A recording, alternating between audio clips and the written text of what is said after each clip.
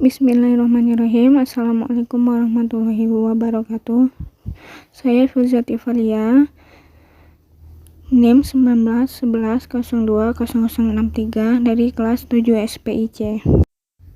Baik, di sini saya akan menjelaskan tentang Khulafaur Rasyidin. Khulafaur Rasyidin berasal dari kata khulafa dan ar-rasyidin. Khulafa artinya pengganti, sedangkan ar-rasyidin artinya mendapat petunjuk. Jadi, Khulafaur Rasyidin artinya pengganti yang mendapat petunjuk. Khulafaur Rasyidin adalah pemimpin yang bersedia untuk menggantikan tugas-tugas Rasulullah Shallallahu Alaihi Wasallam sebagai kepala negara, pemimpin pemerintahan, dan pemimpin umat Islam. Tidak semua tugas Rasulullah dapat digantikan oleh Khulafaur Rasyidin, terutama tugas Nabi dan Rasul. Yang pertama, Abu Bakar Asy-Siddiq. Abu Bakar Asy-Siddiq memiliki nama asli Abdul Ka'bah. Kemudian nama tersebut diganti oleh Rasul menjadi Abdullah. Nama lengkapnya adalah Abdullah bin Abi Quhafah At-Tamimi. Beliau lahir di Mekah pada tahun 572 Masehi. Sejak kecil, Abu Bakar memiliki sifat lemah lembut, jujur, dan sabar. Ia memasuki usia remaja. Ia telah bersahabat dengan Rasulullah SAW dan sahabat lainnya yang menemani Rasulullah juga. Sejak saat itu, ia dijuluki sebagai Asy-Siddiq karena ia selalu mempercayai dan membenarkan apa yang dikatakan oleh Rasulullah. Abu Bakar dipilih menjadi khilafah dengan jalan musyawarah antara kaum Muhajirin dan kaum Ansyar. Pada masa peninggalan Rasul, terjadi perselisihan antara kaum Muhajirin dan kaum Ansyar saat pemilihan penerus Rasulullah Shallallahu Alaihi Wasallam. Kaum Ansyar menawarkan Sa'ad bin Ubadah sebagai penerus kepemimpinan Rasulullah, sedangkan Abu Bakar Asy-Siddiq menawarkan Umar bin Khattab dan Abu bin Ubaidah sebagai penerus kepemimpinan Rasul. Pada masa perselisihan ini, Abu Bakar menegaskan kepada kaum Ansyar bahwa kaum Muhajirinlah yang pantas untuk menggantikan kepemimpinan Rasul sebagai pemimpin Islam, karena kaum Muhajirin telah diistimewakan oleh Allah Subhanahu wa Ta'ala. Kaum Muhajirin yang pertama mengakui Muhammad sebagai nabi dan selalu bersamanya dalam situasi apapun.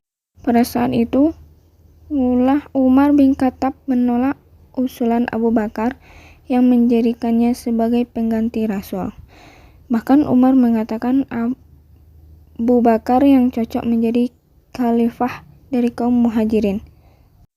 Setelah bermusyawarah, kedua kaum akhirnya sepakat untuk menjadikan Abu Bakar sebagai khalifah.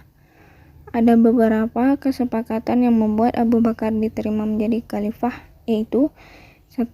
Ia adalah orang pertama yang mengakui peristiwa Isra Mi'raj. 2. Abu Bakar orang yang menemani Rasulullah untuk hijrah ke Madinah. 3. Abu Bakar orang yang sangat gigih dan selalu melindungi orang-orang yang memeluk agama Islam. 4. Ia pernah menjadi imam sholat sebagai pengganti Rasul saat sedang sakit. Yang kedua, yaitu Umar bin Khattab. Umar bin Khattab memiliki umur lebih muda 13 tahun dari Rasulullah. Ia lahir di Mekah pada tahun 582 Masehi dan pada tahun 634 Masehi yang menggantikan Abu Bakar sebagai khilafah. Sejak kecil, Umar dikenal sebagai orang yang pemberani dan cerdas.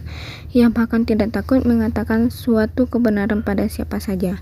Sebelum ia masuk Islam, ia sempat menentang Islam. Namun setelah masuk, ia sangat membela Islam dan melawan musuh-musuhnya. Karena keberaniannya, Umar bin Khattab ditakuti oleh kaum Quraisy. Sifat keberaniannya dalam kebenaran membuat Rasulullah memberi julukan kepadanya sebagai Al-Faruq, yakni memiliki arti sang pembeda.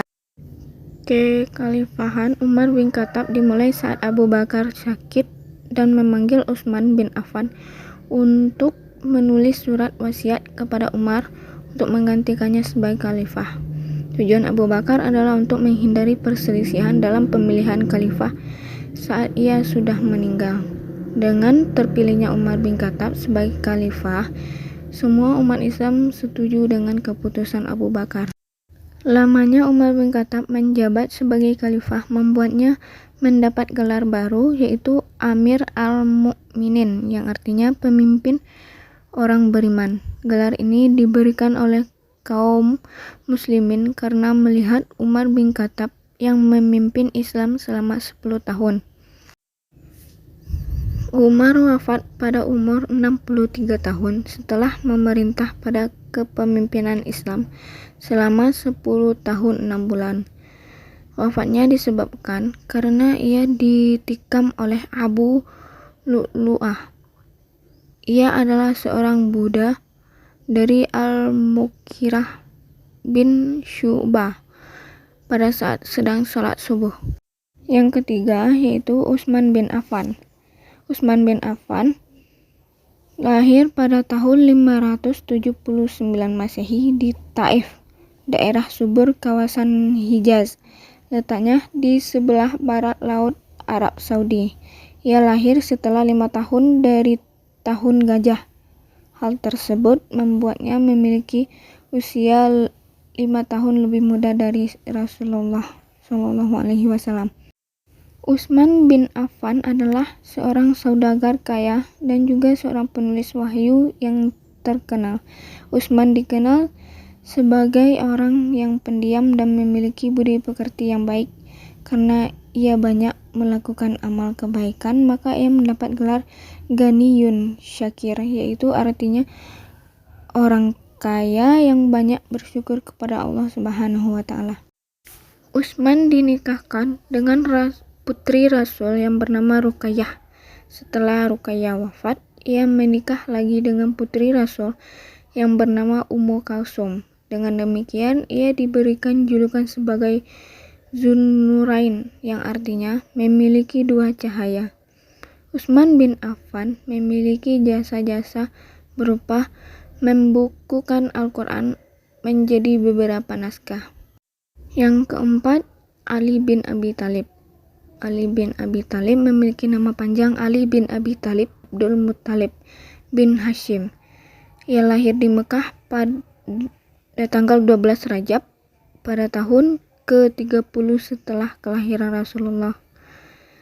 Dilahirkan dari pasangan suami istri yang bernama Abi Thalib bin Abdul Muttalib dan Fatimah bin Asad. Semasa kecil, ia dididik dan dibesarkan oleh Rasulullah.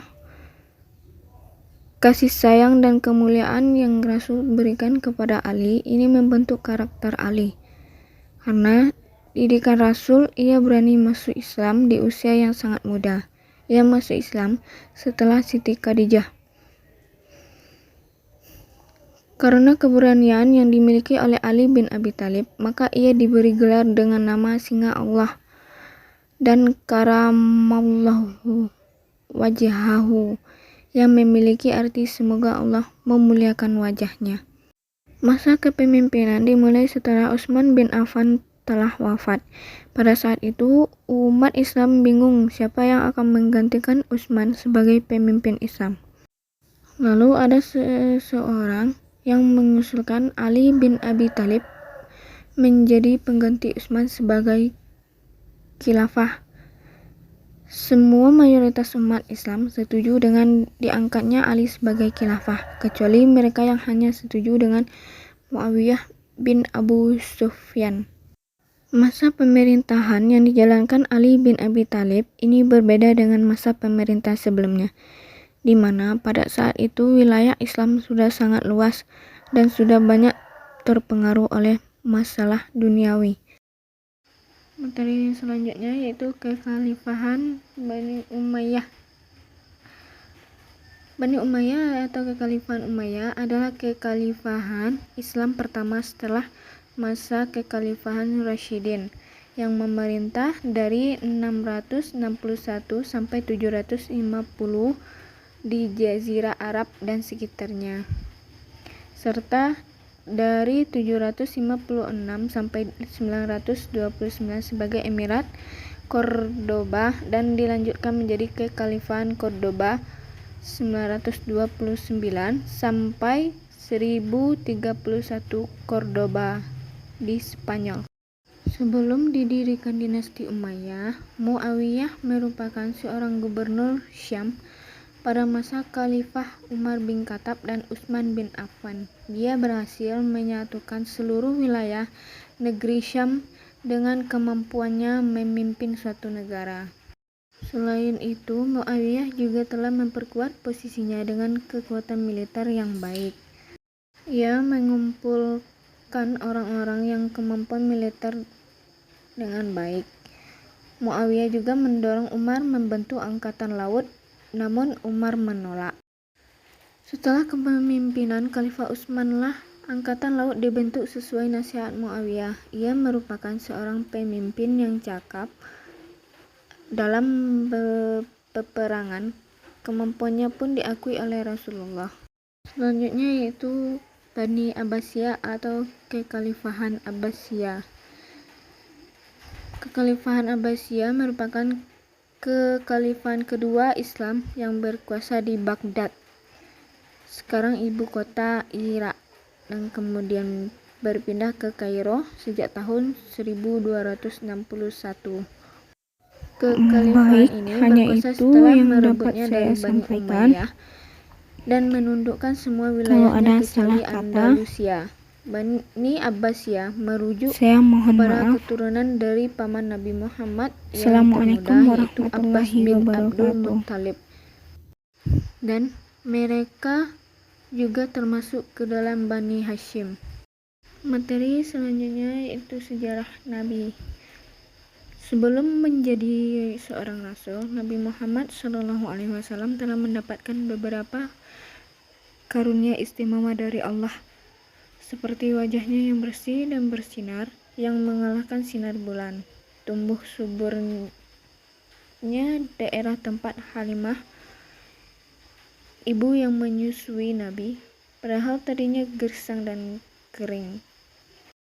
Pada saat Rasul ingin mendapatkan wahyu pertamanya, Rasul mendapatkan sebuah mimpi malaikat Jibril menghampirinya. Rasul pun menyendiri di Gua Hira, tepatnya di sebelah atas Jabal Nur.